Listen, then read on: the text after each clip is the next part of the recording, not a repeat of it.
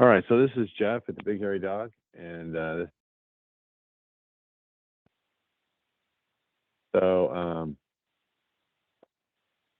if you guys have any questions, throw them in the chat, I guess, and we'll field them. And I always appreciate everybody's questions, shall we say? Let's be honest. This is the basic agenda we're going to be going through here. Now everybody can hear me, right? Yes. Perfect. I don't know about everybody, but I see your screen and I hear you. Good, excellent. Because I can't tell if I don't know, something's weird about the setup here. But anyway, I can't see everybody else in the meeting either for some reason. So I'm not sure what's going on. All right. So anyway, Krunch 10. Actually, I'm on Krunch 11. So to start out with, let's on the top here, we'll click our about and just show everybody what version we're on here, right? This is Krunch 11.0 RC6. So this is the most recent version, whatever that's worth. They're doing a good job trying to get the little bugs hammered out of this, but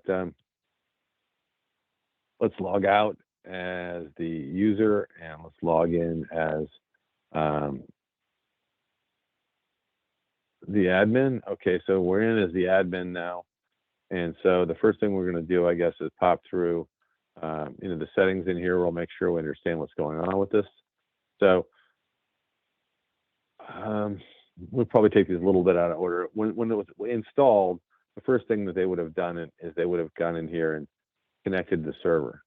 So localhost or the IP address or the machine name, any of the above would work. And then they have to save that. And then that becomes, that starts your connection, right? So that's pretty much, you got to be able to do that or you can't play. Now users, you click the little plus sign and you can make new users. I don't really need to make another user here. I already have a user and apparently I've just hidden that user. Nice. In here you can click the plus sign, make a role, and then you can then drag people either in or out of that role, right? Like that. Down here, you then can, on the user, say what the user can do, or on the role, you can say what the role can do. Now, by default, expert mode is blocked, and you have to drag it over here, right? So, and you literally have to click on it and drag it over. You don't double click it. There's no like arrows to help you out here, right? You have to drag it over there. So typically, I would do both. I would set the user to have full access and the role to have full access. We're not going to save this anyway, so I'm not sure that matters a great deal. There are other aspects of, like you could give access to specific reports or block specific reports or fields or tables or field views. Haven't had to get into that yet. I can totally see how blocking specific reports for people, or probably if I was going to do that, if I was going to set the low-level user that only had access to a few reports, I would just pretty much take all the reports away and then just give them access to the ones that I wanted to give them access to. Haven't had anybody that's needed to do that yet. Pretty much we've been only up at the top level here, enabling things. This is your email config. I haven't typed mine in yet. This is a virtual machine on a remote machine. I'm not going to go play with the email settings. We don't need to. I can show you how to email without having the settings in there. Field mappings lets you change their alias, right? That's what that does right there. I haven't had to do that yet. You know, they're named pretty well, to be honest. They did a pretty good job of this time. So no one's asked me to do that. I have not had to do it.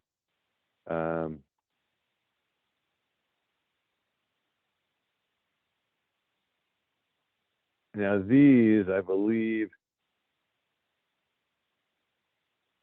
you can export these out and change their field values and bring them back in. I have, again, not had anybody, wait a second, right. Right. Okay. So this actually is a newer feature from 11. It's brand new. Let me see if I can find a field that would be good for this. Let's go down to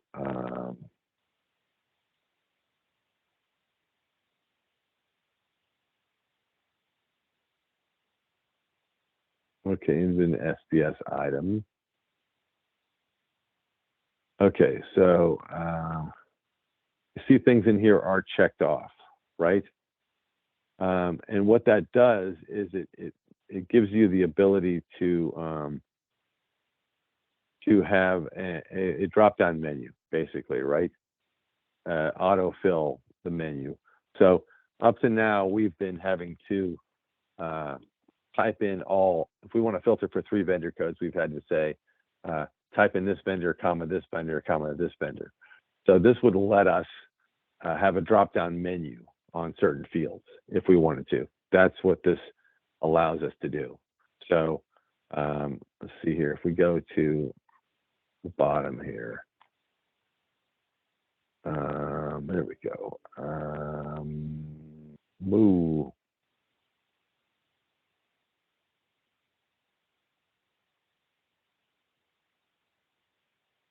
Vendor.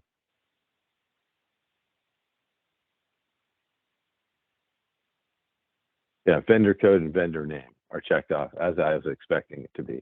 So that if you're filtering by vendor codes, you can just check off them in a menu. That's a newer function.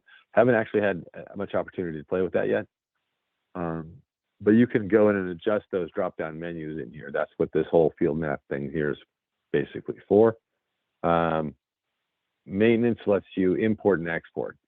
Really, that's what I use it for. You can also change owners. So in here, for instance, if I wanted to go edit this report here, right, I could change the owner, set owner. So I could set the owner to myself, right? And click OK, and it would change up here on the top, right? Now, you can't edit a report that you don't own.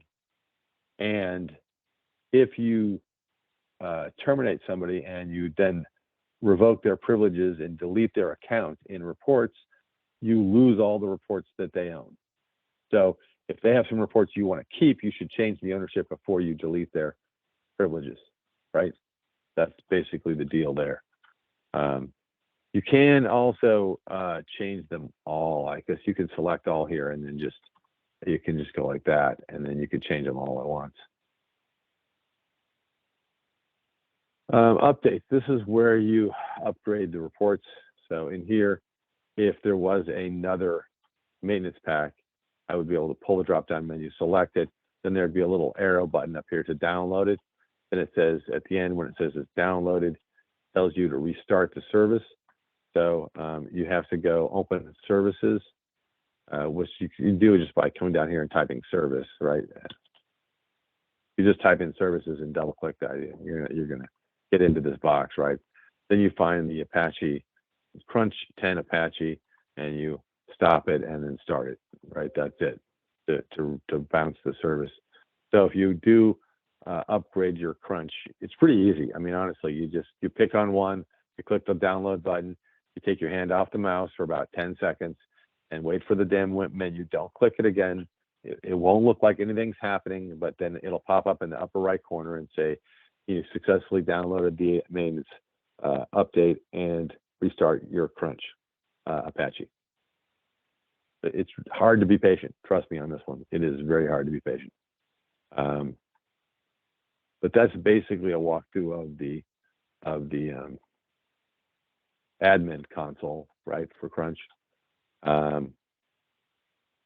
Okay, so we went through those goodies, log into reports, right? So there's your dashboard, right? So the dashboard, I don't have much on my dashboard. We can add other things to the dashboard pretty easily. You can, let's see here. You can click on that and it'll take you right to the report. And I thought you could, okay, it just logged me out, nice. Yeah, all right, whatever. We don't care.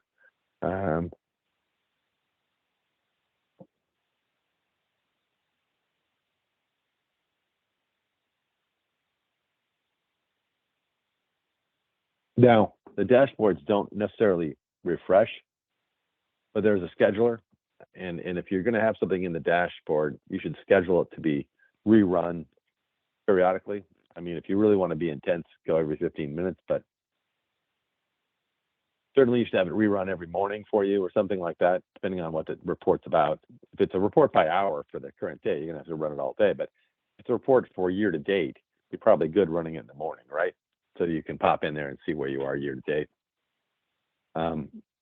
You have in Krunch 11, they add a fourth dashboard, right? So you've got 4 menus instead of 3. Okay, let's just bounce down into reports. I guess the menu tour, well, I mean, there's not really much to the menu, right? Reports, schedules, here's your and then your outputs. So when you export something, they go here, right? When you're previewing it, whatever you're exported, I guess. So that just dropped into here is all that did, right? But the workspace is when you're working on a report, you're in the workspace. When you export it, it goes here, it stays here for 30 days, then it gets tossed. Let's go back to reports here. In reports, you have 3 ways to find stuff. You got your groups, you got your owners, and you got your filter, right? So I could type in here sales, right, or something, and it's going to find everything that has the word sale, right, in the report name, right?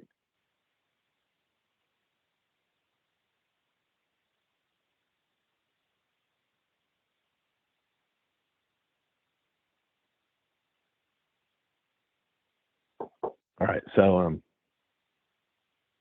now as you edit these, you can change them. Like you see in this report here, I added an EOM on that as my group, so that if at the end of the month, if I then need to go and find all my EOM reports, which I think I only have one, but I could just pop in there and say, show me my end of month reports, right? And just, they would be there.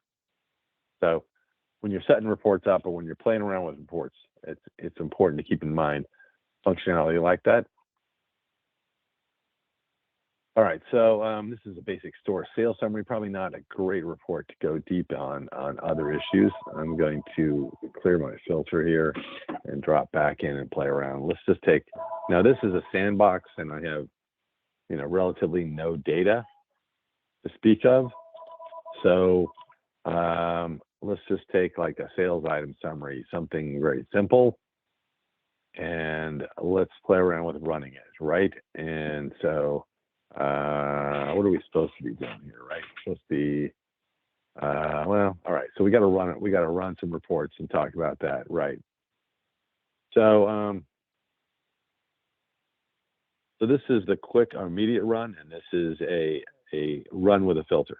Now, in real life, you can't run a sales report without a filter. So here we see there's a chart. If there was a filter attached to this report, there would be a little, like a funnel right there next to this chart icon, right? So you can run a sales report that has a predefined filter. Like if the filter says run for last month, yeah, then on the first of the month, you can just click run immediate because it's going to run for last month, right? So a wide open sales report like this, you can't just run immediate. I got no data. I got a sandbox with, I've probably made 3 dozen sales total, right? So I can do this, but in real life, after a year or two of sales, you're going to blow reports up if you try and run too much detail in a too big a time frame. This web browser can be a little bit, I don't know, picky sometimes if you throw too much at it. It can pretty much handle all the basic reports, but if you were to run an item level report for like 5 years, you probably would time out. Anyway, so let's just do both these real quick. So if I run that with a filter, it should start the run and then pause like that, which lets me open up this goodie here and start playing with the filter, right? Let's pop up again. Let's go back, put sales in here again, and take the item report and click immediate run. So immediate run just fires the thing, man. It just goes, right? All right.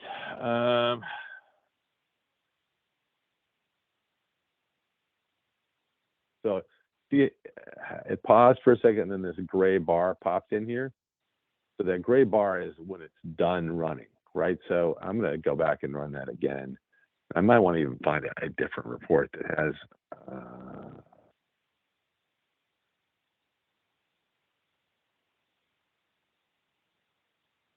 Let's see, what if I put in.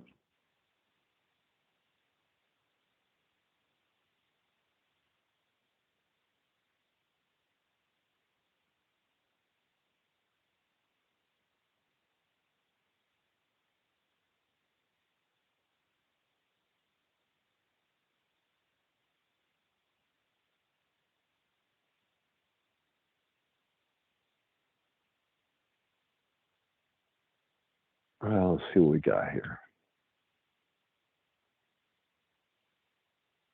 Interesting. All right. Not really what I was looking for, but we could play with it, I guess. All right. So now, this is not working for me. All right. So I want to get into some pivots and things like that. So we'll just get back to the one with the items where we have some items to play with, right?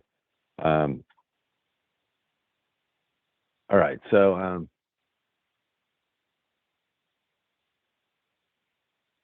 right.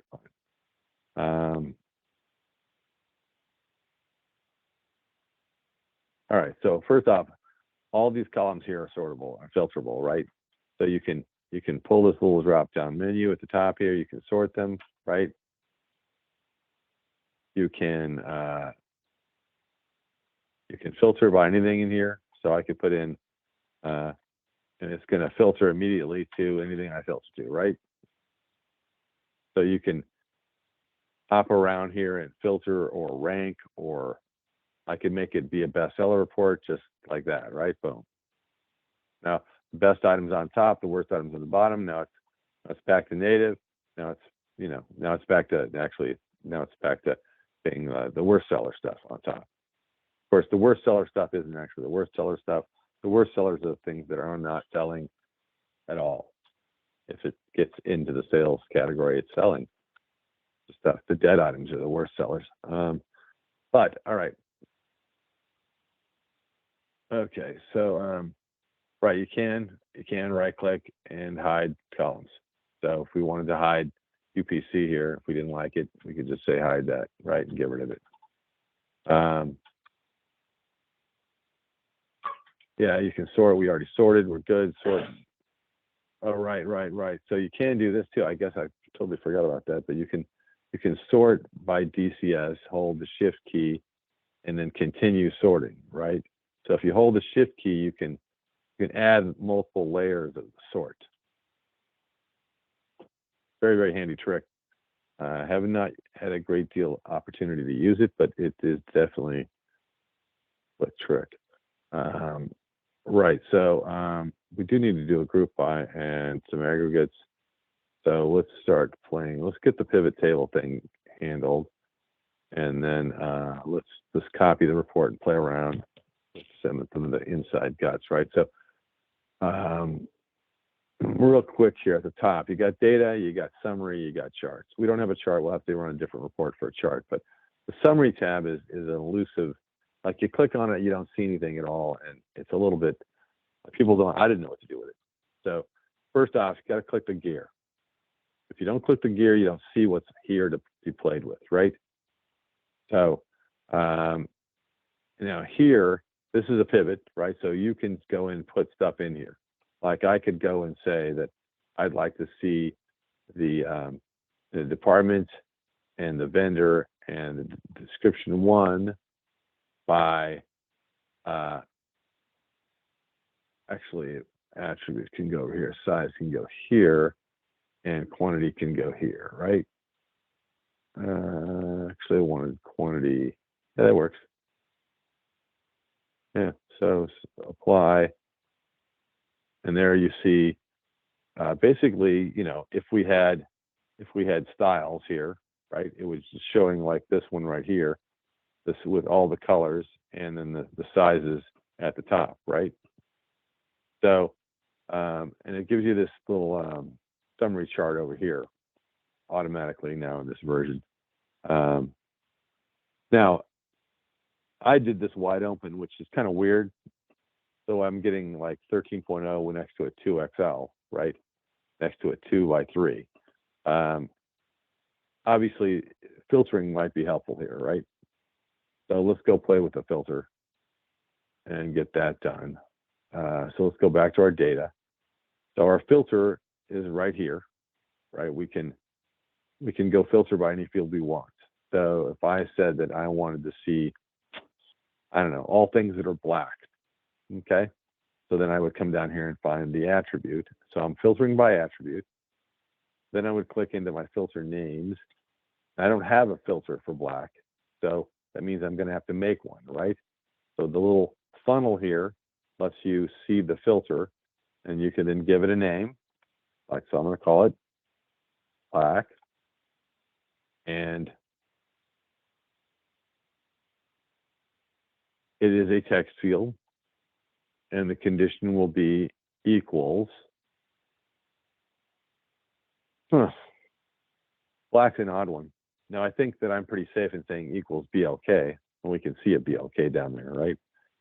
But let's play around with that. So we'll say BLK, right?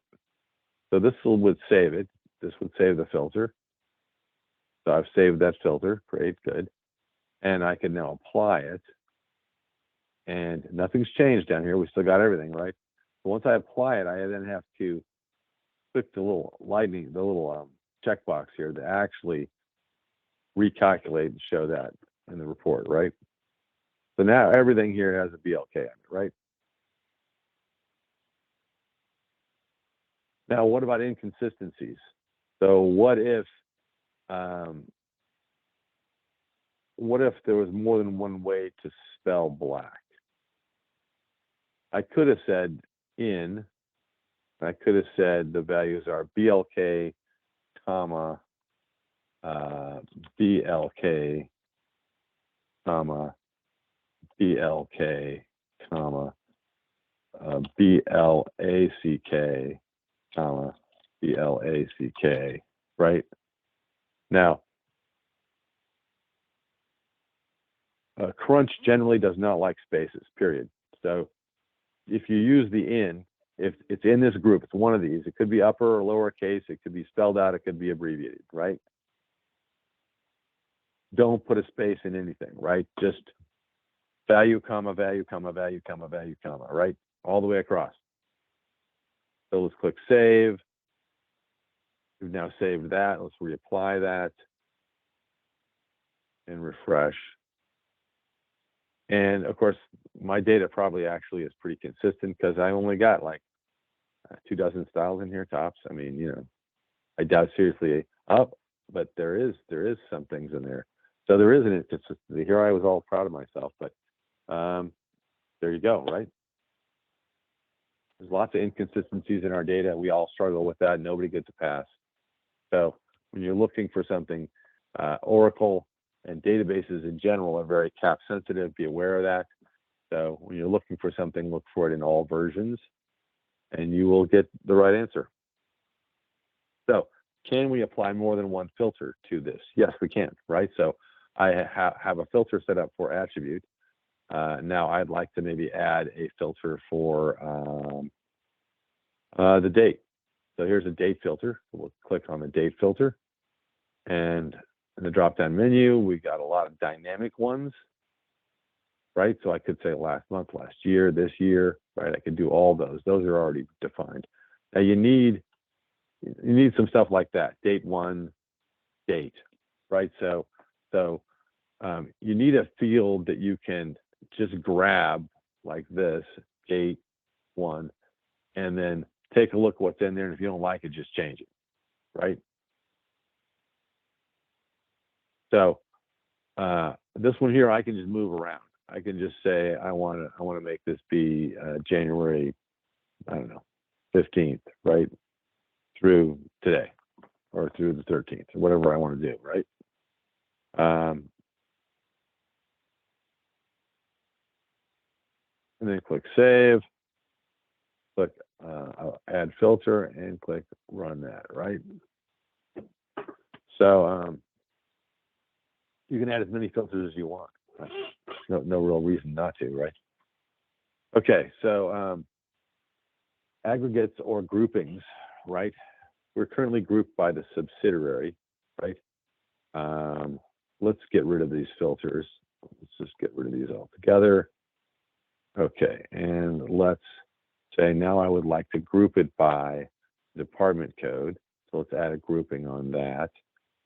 So now we should be seeing subtotals here, right, by departments, right? So if we move this down a little bit, we get in trouble here, aren't we?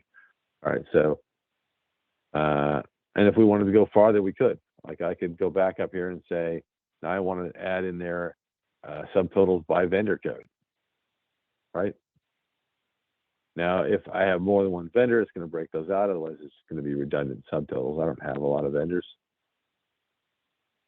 But you see where we're going on that. Over here in the middle, all the values are pretty much there, but you would just pretty much decide what you want to do. 99.9% of the time, it's a sum, right? Then you pick what you're summing, right? So we could sum this, we could sum this, we could sum this, we could sum that. We can't sum that, right? We can't sum a margin percent. If this item has 45% margin and that item has 55% margin, the total isn't 100% margin. And it's also not an average margin, right? Everybody gets why that doesn't work. All right, so but this is the same thing. You just pick what you want. If I wanted to add something, I just add it, right? I don't know why we would actually sum the UPC code. That would be weird. We'll be getting rid of that. All right, so we turn on this whole filter thing right here, right? This big gear turns things on and off, right? This here would save the current report version.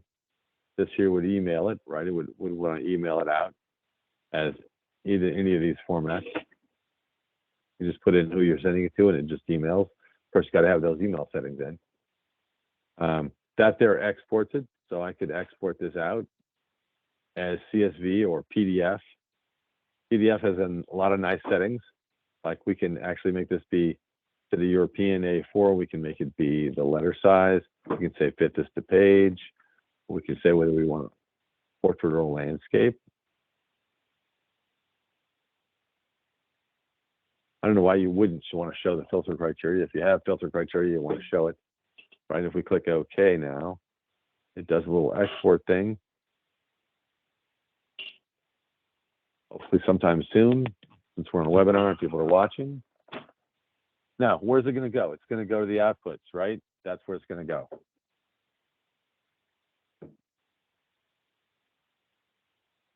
Okay, critical error while processing request. That there is some of that going on in Krunch off and on. I have seen that a bit. And it might be that I've swirled this around. Usually, if you run a report and export it, it's fine. But I've filtered it and unfiltered it and filtered it and unfiltered it and changed the grouping, and I've kind of messed around with it a little bit. But there are things, kinks still being worked out in the Krunch environment. Although I just got 6, I haven't had a chance to play with it yet, but I'm hoping that some of the issues that we've been having are worked out. So, and they're getting there. They're getting there. They really are getting there pretty fast. It's pretty exciting. Okay. Make sure we're staying on target here, right? So we looked at grouping and we tried to export one. We did look at the pivot table. We're good. Right. We ran a report with a filter.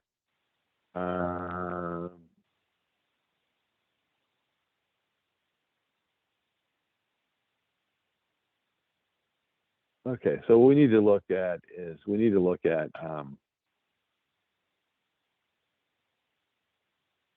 how to build a report. We haven't looked at that at all, and how to schedule a report, how to copy a report. A few other things here that aren't really sort of outlined in the outline very well. So if I wanted to make my own version of this report, I could copy it. Now, there are 3 ways to build reports in here, sort of 4 with the copy, right? But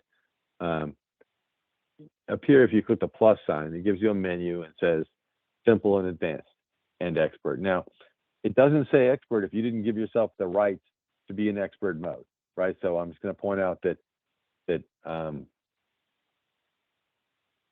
expert mode by default is not granted. When we set the thing up, you have to go in and give yourself expert mode, right? So let's buzz through these 3 methods real quick and see if we can define how they work, what's the difference between these 3 modes, right? So simple mode here is probably the most user-friendly, and hopefully in 11 RC6 here, it's going to be a very friendly, good experience. There were some challenges with it in previous versions, but those look like they've been wrapped up. So this is what's called category-based. So you don't really need to understand the structure of the database, which you will. To go deeper into the other modes, you will have to understand the structure of the database. So here, I could sort of pick and choose. Like I'm just going to do a sales report, and then I could come down here and pick my columns. So what do I want in this report? Well, I'd like the DCS. Can I just grab DCS? Okay, DCS code is in there, right? So document item DCS code. So there's document is the table, by the way, that is the sales table. That's the sales receipts go to the document table. And then the document item is the items on those documents, right? So I added that to the top line here. I get to say what I want to call it. Right now it's called document item DCS code. I think DCS is plenty, right? We don't need more than that. And we'll go ahead and click the little add that adds it to the report, right? And I'd like to see the vendor code. So do we have the vendor code, which we do, and we'll just call that vendor. So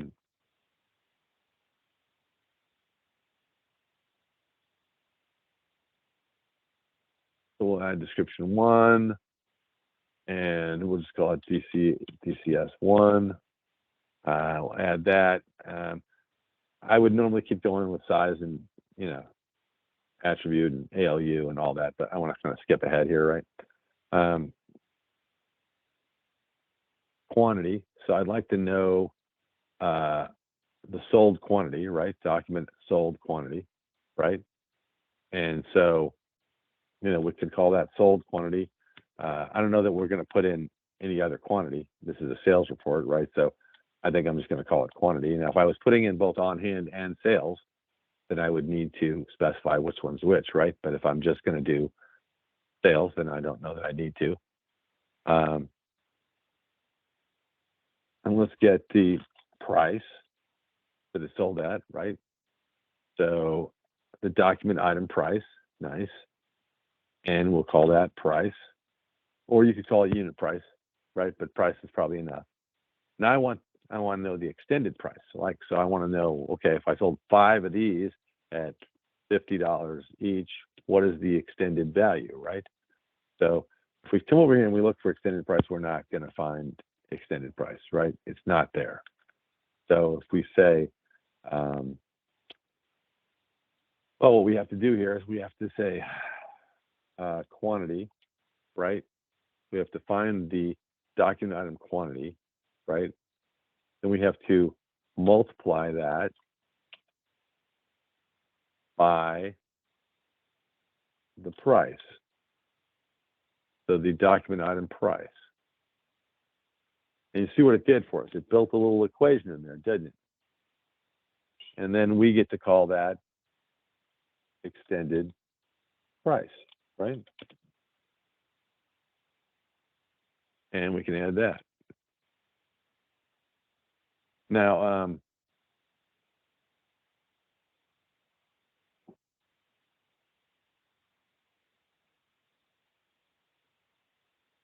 okay, so like I'm looking for margin and I'm not finding margin, right? So clearly, if we wanted to know the margin, we would have to calculate the margin. You with me on this? And this is what I've been kind of leading up to here, right? So I guess we'll do this. This is a semi-painful process, right? So if you're going to dive into doing an equation, make sure that you are 110% sure of what you're doing, right? I'm just going to say up front what we have to do, right? So we have to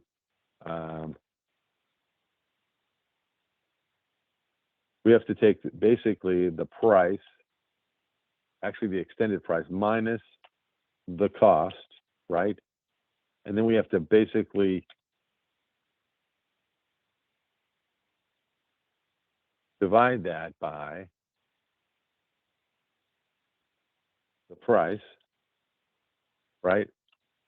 And then we have to take that whole thing and multiply that by 100 to get a percentage, right? That's roughly what that's going to look like to translate that, right? So that's going to be, it's going to be quantity times price, right? Minus quantity times cost, right? And that's actually going to have to be then close this bracket off. We're going to have to add another one over here, aren't we? So it's that whole phrase there, right? Divided by quantity times price, right? Close that off, multiply that by 100. You guys with me still? Or is anybody snoozing, sleeping? A little drool running out of your mouth? So let's see if it's possible. In previous versions, by the way, it was not possible, and they went out of their way to fix this version and make it possible, right? So so I have to add in these little brackets, right? Because I know I'm going to need them, right? So, but it would not let you add the same character in past versions. So obviously they've done a ton of stuff to fix this and make it a much more functional product. So here's our sold quantity, and we're going to multiply that by, and all I'm doing is pressing enter, right? So then I'm clicking over here and I'm typing price, and when I find the price I want, I highlight it, click it, and then it just goes in there, right? So now we need to close that bracket, right? Enter. And then we need to put our little multiplication in there. I probably could have put both those in there. I'm going to try that. I'm going to say multiply by, and then put our left bracket in there, and then just suck them all in at the same time, right? There's no reason to do an enter for each one. So quantity, now here we have to go pick the quantity again. So we're going to say sold quantity, and then we're going to say times. Now here we have to go ahead and get it in there, and we want cost. Document item cost, perfect. And then close our brackets, right? And we're going to do division, and we're going to do another bracket, right? So let's do them all at the same time. And then we're going to put in there the quantity again, quantity, and times, and price.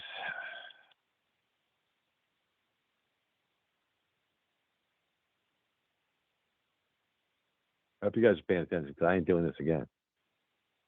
All right, so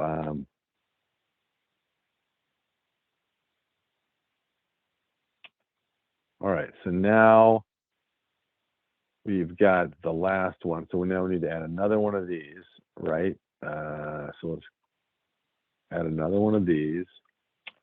Okay, so we've got those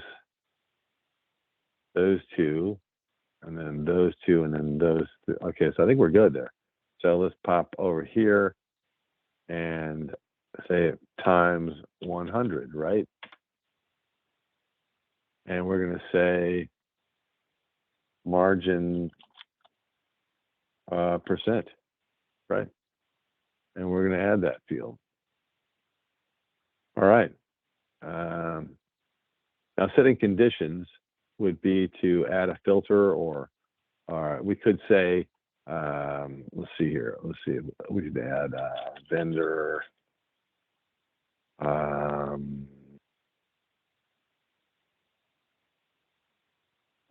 Vendor notes. Okay, we'll go with vendor name. Equals. I could change this, but equals is fine for me right now. And we'll say Nike. So there is that drop-down menu that we looked at in the settings, the admin console. The fact that that's been pulled on and we can just select it. We could go and select it again. Like I could click in here and we could say make another choice, but I'm just going to leave it right there. We could also set up a grid here if we want to. I'm not sure I would, but I guess we'll toy with a grid real quick. And maybe we won't toy with a grid. Right? We'll come back to grids. I'm not that worried about it. Okay, so let's just try this. You know, we'll just call this Nike item sales, right? We'll see if this works. Group, I would go sales, although, you know, you can put it in any group you want, right? Let's try to be consistent with our group names. And why can't we? Oh, okay, let's click this. We'll do here. Query error. Okay, so we screwed something up. Division by 0. Okay, so we've got something in there with a 0 cost. Interesting. So the 0 price. And I did not see that one coming. So I'm going to have to get back with Retail Pro and find out how you put an if-then statement in here. I don't even know if we can. So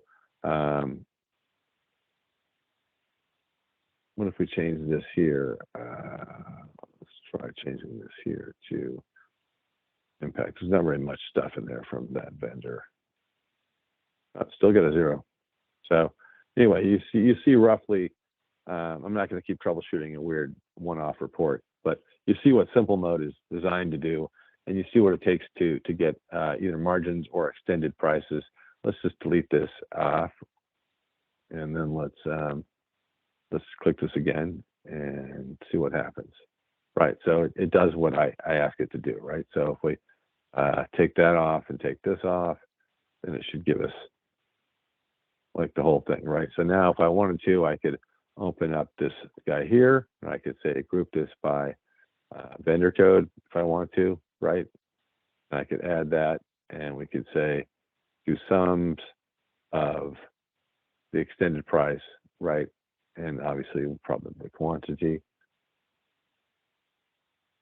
And quantity, yeah. Add that. Scroll down a bit. Right, see, so now it's reorganized them, right? So that now Nike is all by itself and Impact is by itself, right? So if we were to scroll down to the report somewhere at the end here, we'll probably find the other few items, right? So, all right.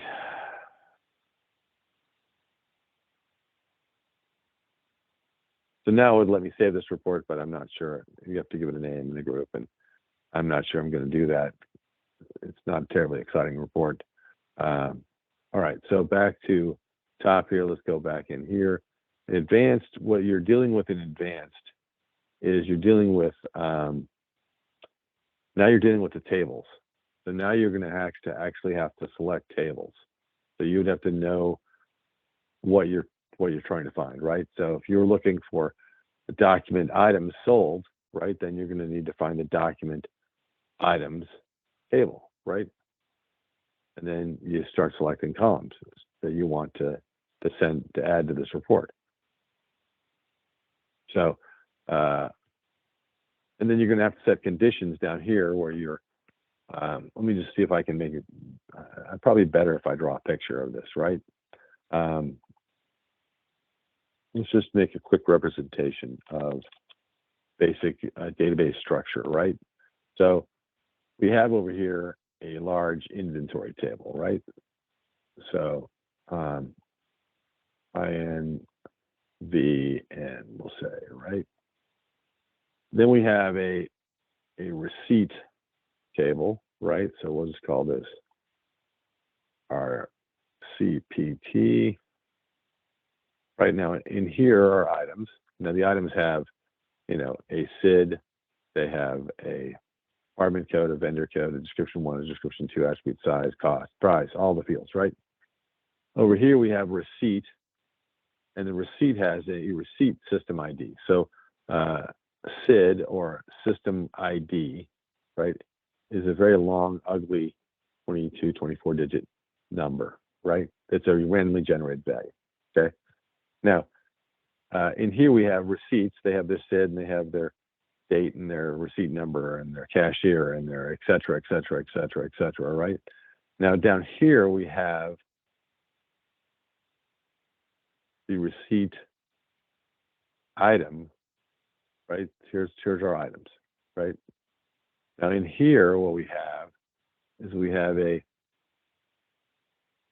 receipt SID. So we have a connector for this right here. And then we have an item SID, i.e. we have a connector for this right here, right? And then we have the quantity that we sold. We have the price that it's sold at, right? We have the extended price, the tax, any commissions, et cetera, item note fields on into infinity here, all the things it has, right? What it doesn't have is it doesn't have this stuff.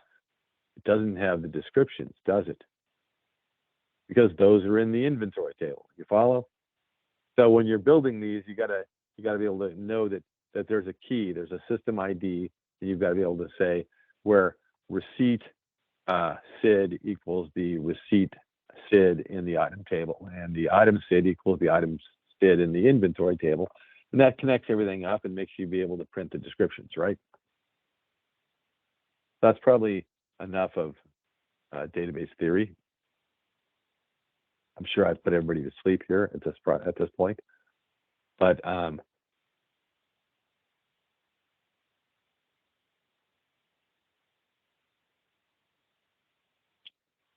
this one works the same way as the other one, right? We do type in what we're looking for, right? And we go down and find document item quantity, right? Or the DCS or whatever we're looking for.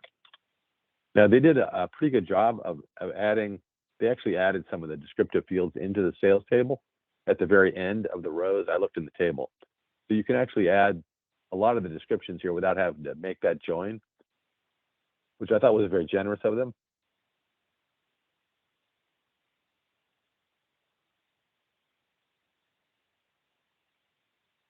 So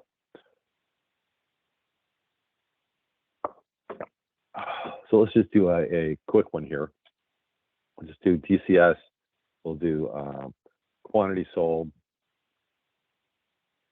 And let's just see what happens if we do that right there. Do we get anything?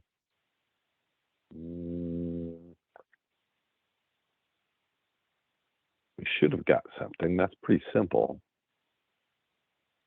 It doesn't seem to give us anything yet. Department kid, we got there is no extended price again, right? So again, if we're going to do, we've got to do the quantity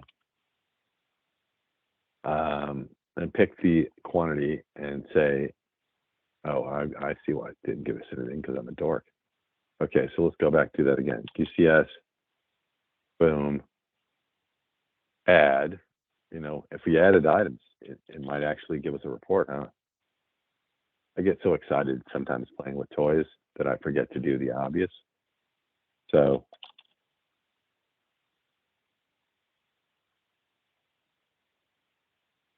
okay, so quantity, items, right, times, and we'll add price,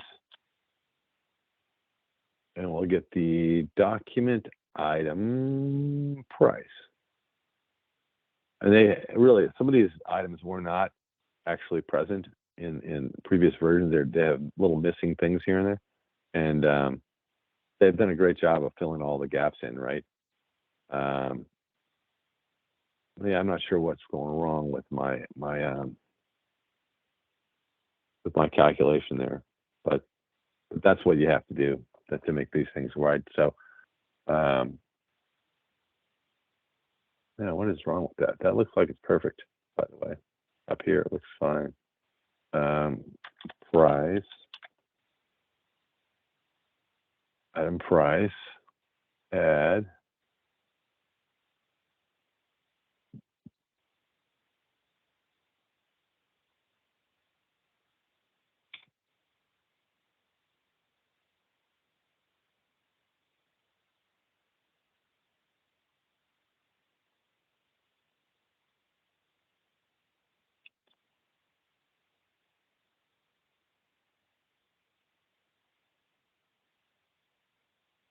And it's really not happy with me today. All right, we're not going to keep playing around with the advanced mode. Oh, there it is.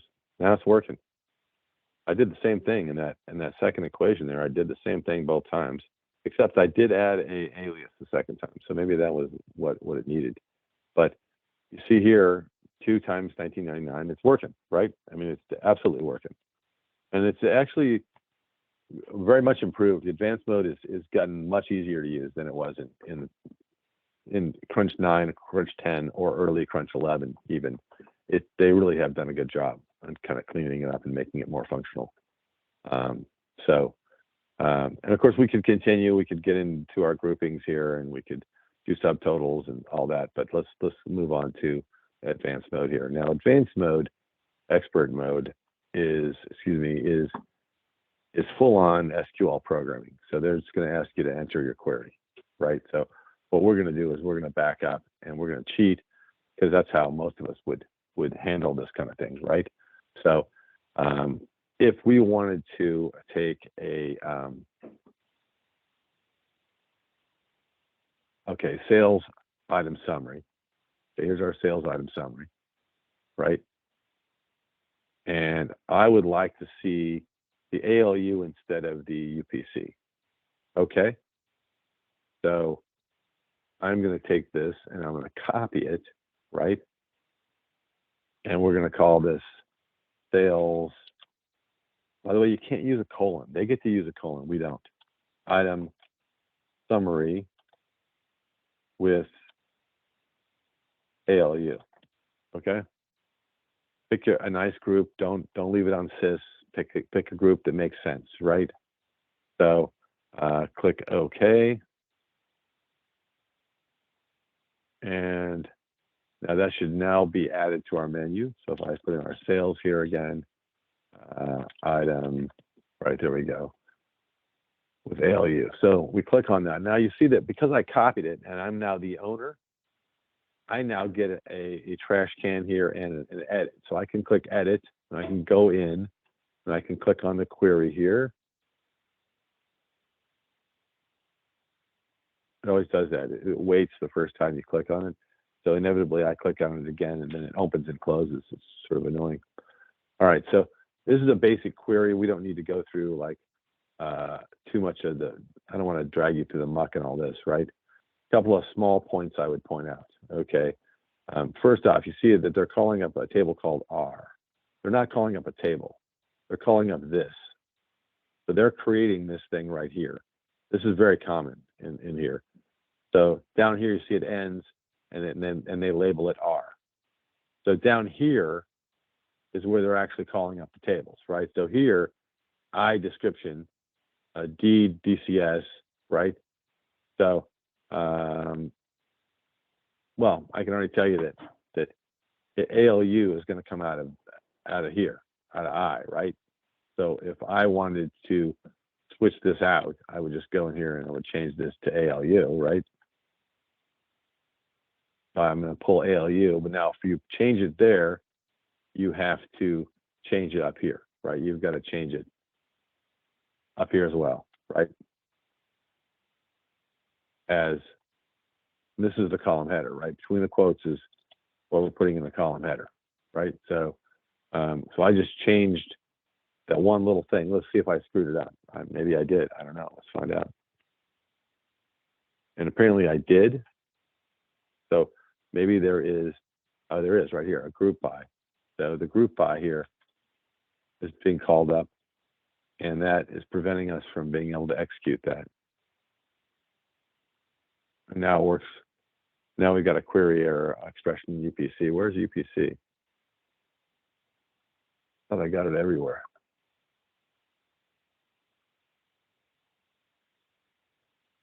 Now, if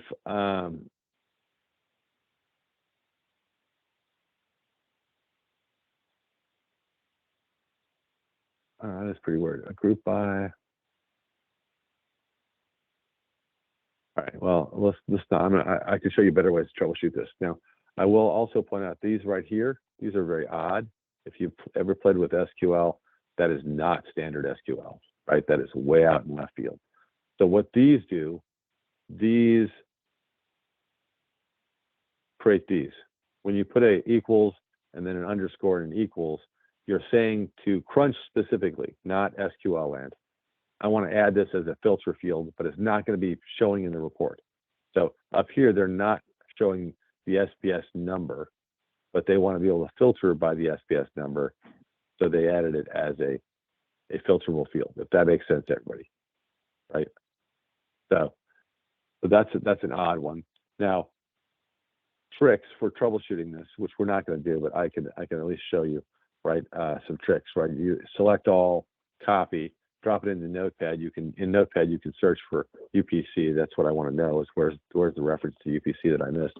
If you need to go further, you're going to have to go and open up like an SQL program, right? So just FYI, if you browse into Oracle and you go to the Oracle folder and you go down to SQL, you should have SQL developer in here. You can launch this SQL developer, which is this guy right here. You will then need to, I've got a couple of these things in here done. You'll need to create a connection. You have to click the little plus sign and connect it. The connection is pretty easy. It's a TNS connection. And then it's ARPA ODS, and give it a name, right? Then up here, username is report user, and the password is report. That's it. Then if I click test, it should work, right? And if I said connect, it's already connected, so I'm gonna cancel this. But up here, you could then use this little button here to create. I called mine Prism. I didn't call it name.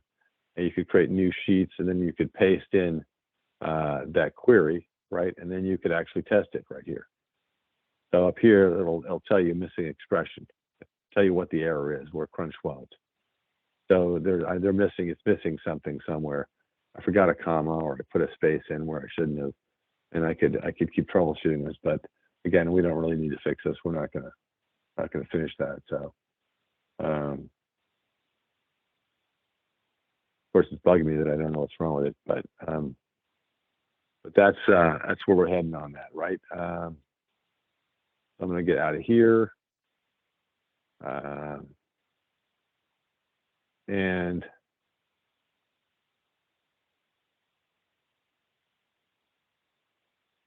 nice. Sales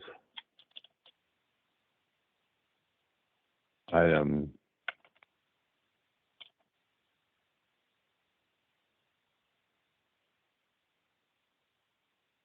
Let's just try this, ALU, right?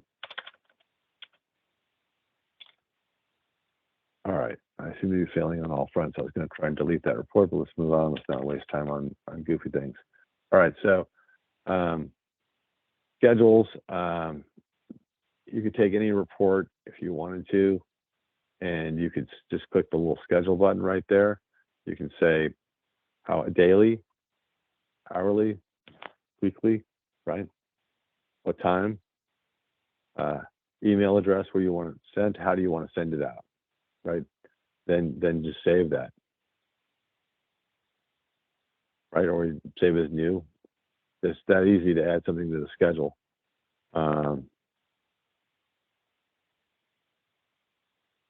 right, I think I've covered most of the bases on this. Does anybody have any questions about anything we've gone over?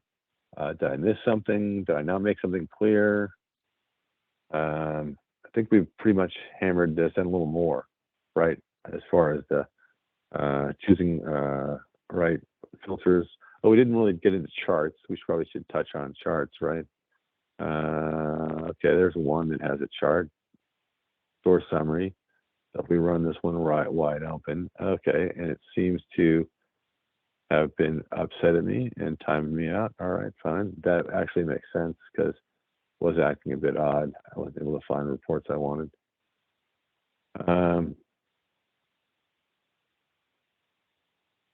Right. So if we then go to charts, we would have, because I got one store and I got a bar chart, not a terribly exciting report, right? But easy to, I mean, charts are tricky because, you know, most charts I don't find terribly meaningful, to be honest. Let's go to owners, just things that I own. All right, I'm on it. All right, so we'll click edit, and we'll pop down here to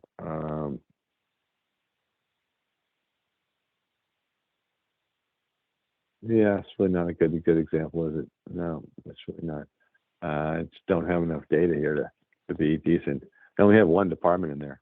You know what I mean? So in summary, right? It's in here. All right, let's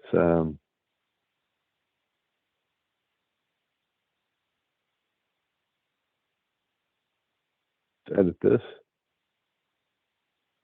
Roll down.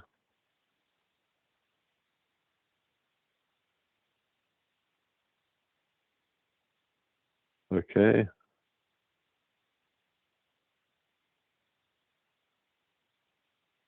Okay, so let's see, value. Let's do bar title axis.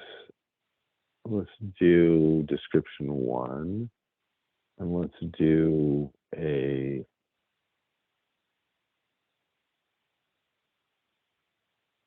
extended price dollars on a pie chart, right? So then we just click add, and if we scroll down a bit, you can save that.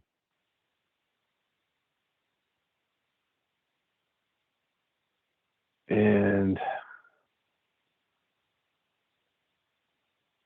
reports on here, some of those details, fire that off, pop over to chart. Now see, I don't think it's quite done running. I clicked on chart, but it's not going there. Okay, yeah, I got one. Nice. I got one item in there, 18 pieces. Nice. Well, I took a shot, right? So you can do lots of neat charts you can do, but you know, be careful because they can be really meaningless. If you're here though and you like that chart, and you said that's really cool, I really like that, I want to see that every day. Add to dashboard is in the upper right corner. Just click add to dashboard, and then say where you want to add it. You know what slot you want to put it in, and click OK, and that adds it to the dashboard. And then we have two. Oh, I thought we had one over here already, but apparently we lost it. All right. So anyway, I think I've pretty much exhausted all the little tricks and all the little things I know, and I probably bored the heck out of many of you. And I hope you guys are still awake. Any last questions before we call it a day on this? All right. Well, then I'm going to tell you to take care. Have a good rest of your day. Stay dry if you're in California with the rest of us. And we'll see you next time. Thanks.